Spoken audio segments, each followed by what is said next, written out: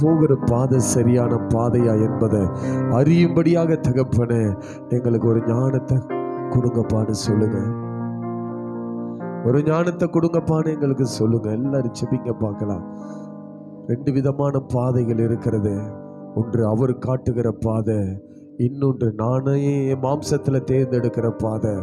அவர் காட்டுகிற பாதையில எரிகோ வந்தாலும் சரி, அதை அவர் உடைத்தெறிவா.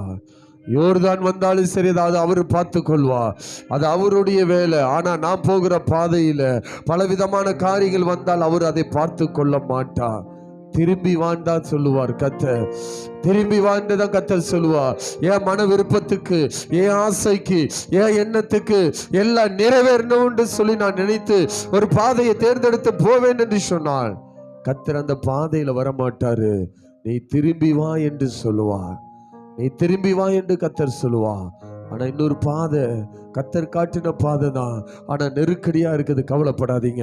இன்னைக்கு உடைக்க வேண்டியதை உடைத்து, இன்னைக்கு மாற்ற வேண்டியதை மாற்றி, இன்னைக்கு திறக்க வேண்டியதை திறந்து உங்களுக்கு ஒரு புதிய நடத்துதலை கர்த்தர் கொண்டு வர கர்த்தர் வல்லவராய் இருக்கிறார். அவர்களுக்கு தகுந்தபடி தேவன் இந்த நாளில் அன்னுடைய காரியத்தை வெளிப்படுத்தி கொடுக்க கர்த்தர் வல்லவராய் இருக்கிறார். கர்த்தர் வல்லவராய் இருக்கிறார். திரும்ப வேண்டியவர்கள் திரும்பணும். திரும்ப வேண்டியவர்கள் திரும்பணும். அவருடைய சொந்த பாதைகளை தேர்ந்தெடுத்தவர்கள் திரும்பி வர வேண்டும்.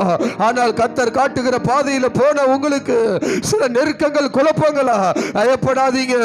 இன்றைக்கு ஒரு மாற்றத்தை பார்க்க போறீங்க. இன்றைக்கு ஒரு மாற்றத்தை பார்க்க போறீங்க. ஒரு ராக்கா தாராமானா